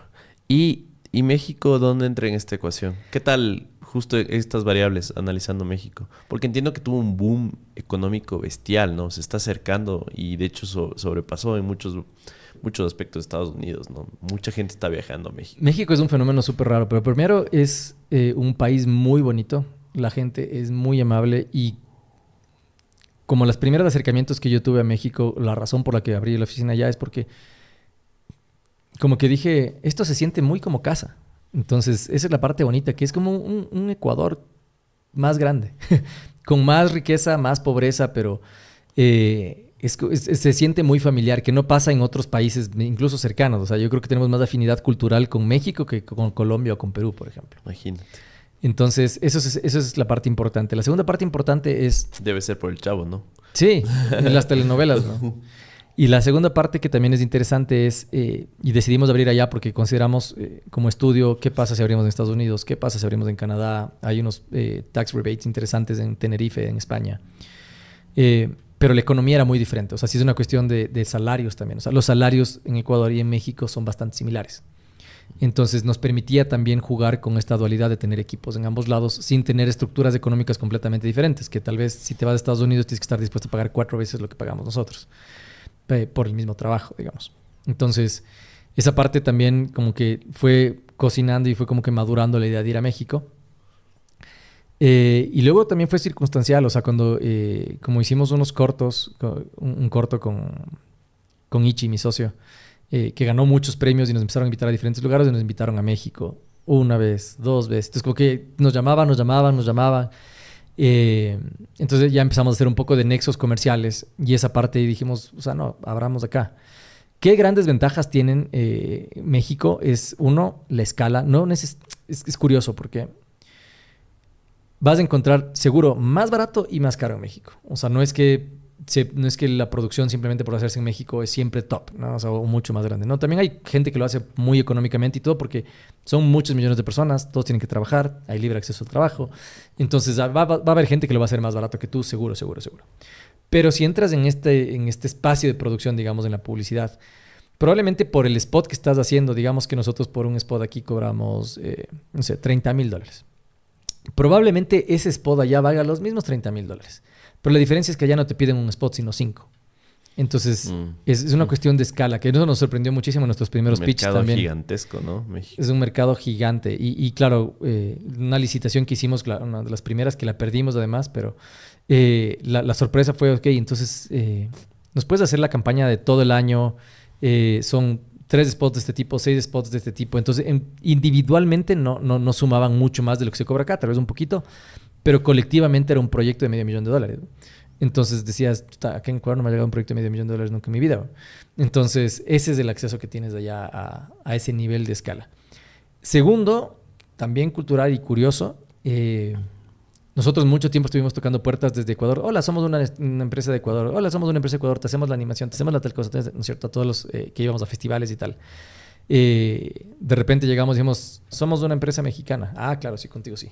Entonces, mismo reel, mismo trabajo y todo, hay muchísima más confianza de los inversionistas extranjeros en trabajar con México que trabajar con Ecuador. Entonces, culturalmente te abre otras puertas. Partes importantes económicas, por si hay alguien ahí en el podcast le cacha, pero también es importante e interesante. Aquí en Ecuador no tienes gastos deducibles, por ejemplo, de cosas que compras en el extranjero. Tienes que pagar nacionalización, IVA, entonces termina siendo un sobreprecio del 27%, además de que aquí ya es más caro. Si tú traes, por ejemplo, compras una licencia de software, que son bastante costosas además. Por ejemplo, compras una licencia, vale $1,000. Para que sea legal aquí en el Ecuador, tiene que valerte $1,270, porque tienes que meter el 27% extra. Para que tú le puedas meter en tu contabilidad y puedas hacerlo deducible. En México no, en México los consumos extranjeros son deducibles, entonces también nosotros operamos toda nuestra operación internacional desde México, de compra de licencias, de equipos, etcétera, desde allá, y ya también es un ahorro literal del 27% versus lo que estamos acá. Wow, es un montón. Es un montón.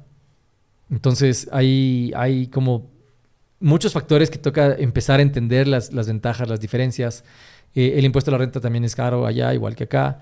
Hay una cosa que es interesante que justo me cuestionaba el otro día con la nueva política o el nuevo presidente, que decía, bueno, aquí en Ecuador se da muchísimo chanchullo, ¿no? O sea, siempre al final es alguien que te dice, mete una factura y ya está, ¿no es cierto? Una parte interesante que es difícil de manejar, pero es interesante y decía, ¿será que se puede aplicar aquí en Ecuador? Es, por ejemplo, en México tú pagas tus impuestos no solo en base a lo que facturas, sino que eso se vuelve real el momento que lo cobras o lo pagas. Eso es lo que realmente importa. Entonces, así no puedes, yo te presto una factura. No. Si quieres, o sea, me contratas. Una vez que yo tenga el dinero en la mano, yo pago los impuestos.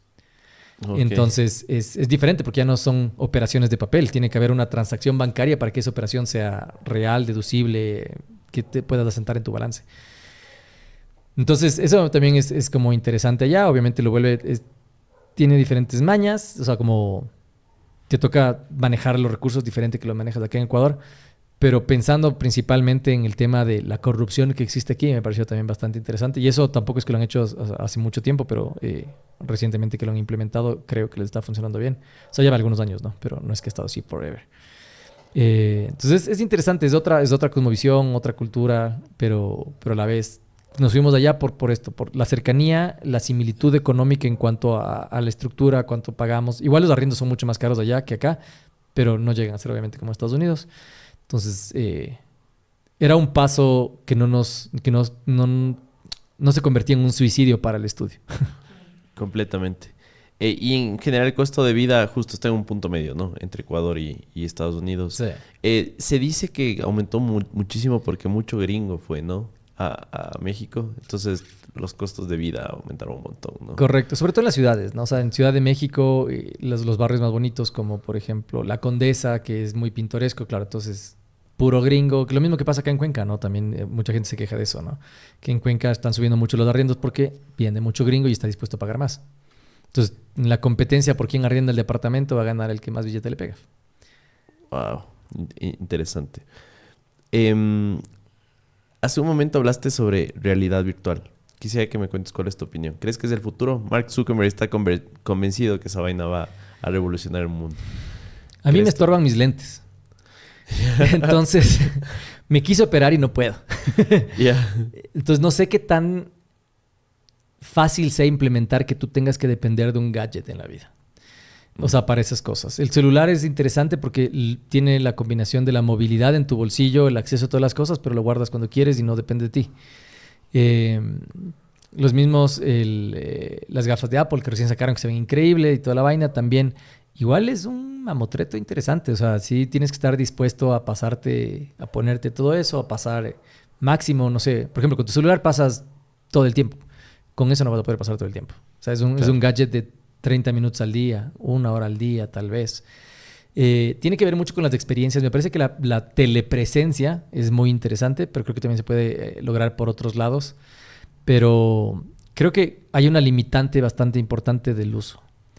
Creo que si es que eventualmente llegan a ser como las gafas que me mostraste, pero también con pantallita, o sea, como que también tú puedes tener el acceso en tus lentes y no sean más pesados que los lentes que estamos ocupando ahora actualmente, creo que ahí hay un momento en verdad de transformación por la práctica. Si no, el resto es para mí un producto de nicho.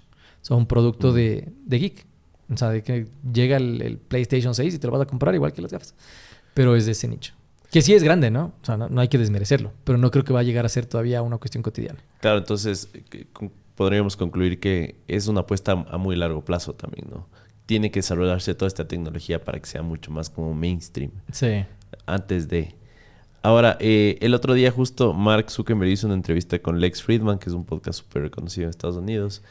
Y lo que estaban utilizando era un sensor que mapeaba su cara. Y estaban justo telerrealidad en un espacio que ellos definieron. Y justo esa es la idea de Mark, ¿no? Que el Messenger pronto se convierta en un lugar en el cual con amigos nos topamos de la playa, me invento. Claro. Y todos estamos en la habitación nuestra, ¿no? Siento que es súper interesante, pero hay un montón de dilemas éticos que también conversaron en ese podcast y decían como que es muy probable que queramos, no sé, mantener a alguien vivo ahí. Y me empezó a dar escalofríos, ¿no? Porque claro. Es muy fácil perderse en ese mundo. Porque al final del día, ¿qué es la realidad? La realidad no es más que la interpretación de nuestros sentidos. Y si es que creemos que esa es nuestra realidad, hay gente justo que no va a salir de ahí nunca, ¿no? Va a ser como la droga más adictiva del mundo. Entonces, por ahí yo tengo un par de preocupaciones. Yo igual, con Morphy divulgo tecnología todo el tiempo. Y aún así, siendo muy como fan de todo lo que está saliendo, siento que... Hay que caminar con cuidado por ahí. Súmale la inteligencia artificial y todo esto, ¿no? Y es curioso porque al final es un dilema que seguramente hace 100 años o hace 150 años se daban igual con el periódico. ¿Qué va a pasar con el periódico? ¿Qué va a pasar con la televisión? Porque te cambia la conducta, pero finalmente siempre existen los dos lados. O sea, ahora, por ejemplo, igual incluso con la inteligencia artificial o con esta parte de la telepresencia, yo estoy seguro que te van a decir, oye, yo soy un diseñador orgánico. ¿Qué quiere decir? No, yo no utilizo inteligencia artificial. Entonces mi diseño vale más porque soy yo. Y también hay valor para eso y también hay un nicho de mercado para eso. Y lo mismo va a pasar igual con esto. O sea, yo creo que hay muchísima gente que no va a querer dejar de verse. Por más que estén a kilómetros de distancia, probablemente siempre van a valorar más el tocarse. Obviamente van a haber sensores y otras cosas y vamos a probablemente terminar en casi una Matrix, pero siempre va a haber una cabida para alguien que va a decir como, no, yo creo que por este lado más natural, igual que ahora consumimos orgánico, que intentamos comer de mejores fuentes, digamos, los alimentos, va a haber gente que va a querer consumir su contenido de mejores fuentes. Y hay una gran tendencia, ¿no? Justo ayer conversábamos que la generación Z tienen muchas actitudes como de baby boomers. Es bien curioso. Y no quieren comprar tanto en línea. Prefieren las tiendas experienciales. Tengo un montón de amigos, justo que son guambritos, tienen 18, 19 años, que están borrando redes sociales. Están literalmente eliminando su Facebook, su TikTok, porque son conscientes de que son muy adictivos y que no les aportan a su vida. Y están yéndose de trekking, no sé, haciendo tantas cosas. Es súper curioso. También la historia es cíclica, ¿no? O sea, igual como dices que pasas, por ejemplo, políticamente, que vas en un péndulo de izquierda a derecha, va a pasar esto también. O sea, vas a ir de tecnología a cosas más naturales, de más experiencias. Luego vas a volver a la tecnología y cada vez viene, en cada uno de estos ciclos viene recargado, ¿no? Porque cada uno tiene que reinventarse para poder ser relevante nuevamente.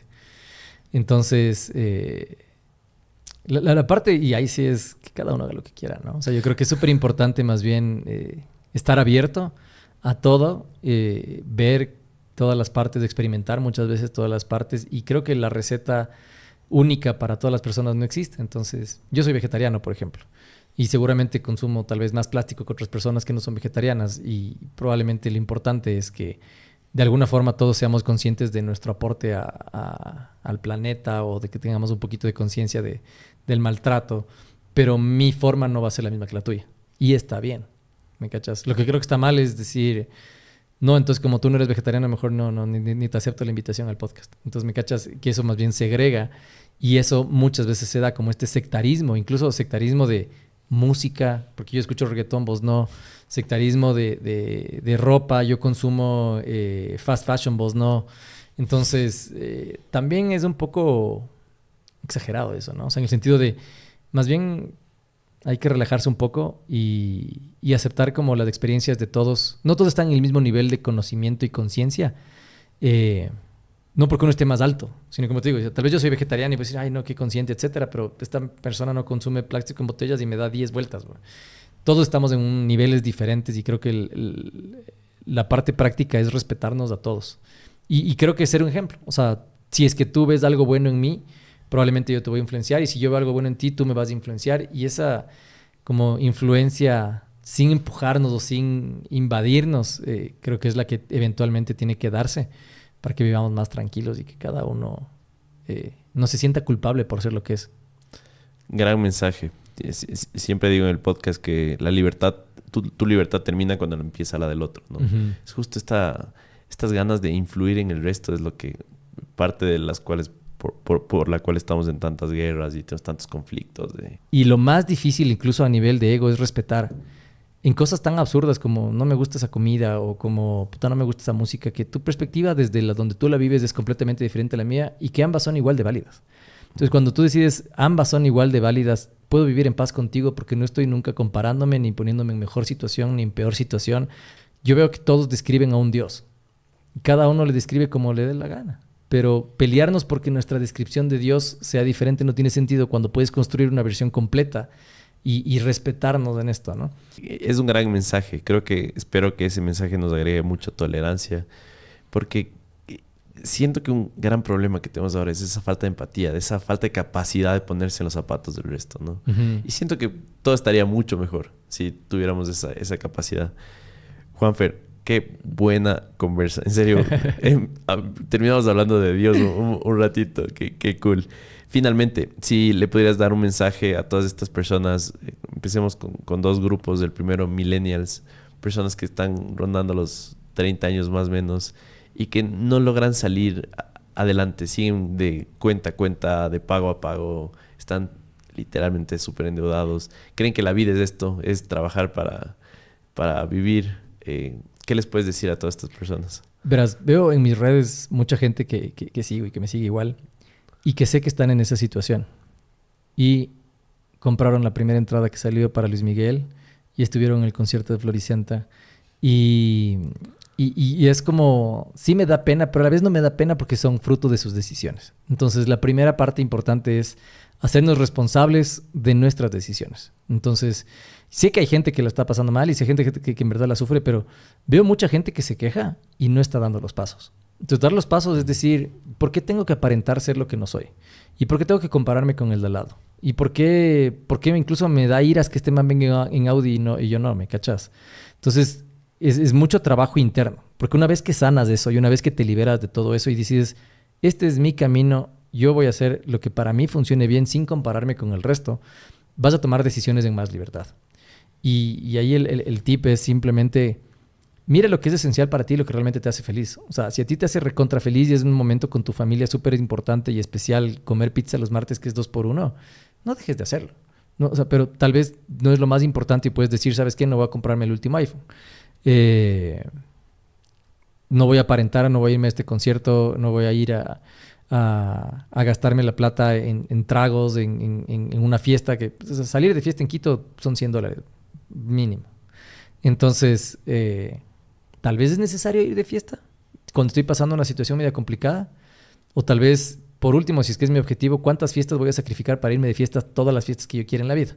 Entonces, que también está bien, no juzgo para nada, pero para mí es simplemente eso. Pero tiene que ver desde un desprendimiento del juzgarte a ti y de compararte con el resto. ¿Qué le dirías a todas estas personas que viven conectados al celular y que viven quejándose de todo, echando hate a lo que se mueve, que creen que, no sé, están desfogándose, creen que van a cambiar el mundo así, no sé, ¿qué les puedes decir a estas personas? A ver, creo que también viene un poco un viaje medio desde adentro, y esto también lo va a corroborar mi esposa, que siempre conversa un poco de esto, pero ella me dice como que, pero vos no sientes iras. Le digo, no sabes cuántas iras siento, pero no actúo frente a mi ira, que es diferente. Está bien sentir todo esto y está bien, pero cómo lo manejas y tu conducta, cómo se comporta después de que sientes la emoción o sientes la frustración, etcétera, eso es lo que te cambia. O eso es lo que cambia el resultado. O sea, si yo siento ira y te meto un golpe, puta, vienen los chapas, nos vamos de problemas, se va a hacer todo pedazos, ¿me cachas? Sí. Pero si hay algo que no te gusta y yo lo asimilo y aunque me dé iras, eventualmente te digo, oye, chuta, esta cosa que dijiste, la verdad es que no me gustó, bro. Llegamos a santa paz y todo. Y creo que que también muchos psicólogos validan, y también creo que con un poco de irresponsabilidad, decir, pero no, es que la ira está bien. Sí, estoy consciente que todo eso está bien, y muchos de los haters están como que recibiendo esta emoción y actuando inmediatamente contra ella. Y muchas veces muchos de ellos se arrepienten luego porque ya lo hicieron público, ya lo pusieron Voy a contar un caso de un pana, que es chistoso, pero mira esta vaina. No voy a poner nombres obviamente porque es delicado el tema. Pero un pana llega una vez a la oficina, tumba la puerta. Mierda, la acaba de encontrar a mi esposa tirando con ni sé quién en la casa. Zorra de mierda, ni sé qué. Nosotros, puta, chuta, que hechos pedazos, pana, ni sé qué. Puta. Medio le consolamos, ni sé qué. Luego de 3 semanas, da buenas. Vamos a comer con mi esposa. Nosotros, vamos, puta, pero todo el mundo sabe que es la zorra de mierda que se acostó con este man, porque el man reaccionó a la primera, lo puso en Facebook, además. O sea, ¿cachas? Y luego, como todas las relaciones, nunca sabes cómo terminan de buenas. Entonces, sí creo que hay que ser un poquito más genuinos con uno mismo, pero a la vez también saber que tus emociones te engañan y no son los mejores tutores de tu conducta. O sea, tú creo que tienes que recibir las emociones, procesarlas, darles el tiempo y una vez que lo hayas asimilado bien, tal vez actuar. Creo que si hiciéramos eso, como no habría tanta pelea y tanto hate ahí por todo lado. Juanfer, qué gran invitado. Muchas gracias por toda tu sabiduría, por tu tiempo. Espero que contagiemos a todas estas personas de esta buena vibra, de entender que la vida es más que nosotros en el centro del universo, que a veces sentimos que es así. Y nada, si quisieras que la gente te siga a través de algún lugar. Bueno, yo tengo mis redes normales, JuanferX7 en Instagram, principalmente pues, más personal, etcétera. Y si quieren seguir un poco el estudio y las otras cosas que hacemos, mate.cg para las cosas de animación y dojo.digital para todo lo que tiene que ver con emprendimiento y marketing digital. Para la gente que no le había visto antes al Juanfer, tienen un gran podcast con Andretti, que también fue un invitado. Así que nada, dense una vuelta por allá, fan completo, y ojalá podamos repetir algún rato con gusto. tema. De una. Dale. Un abrazo, ¿eh? Igual.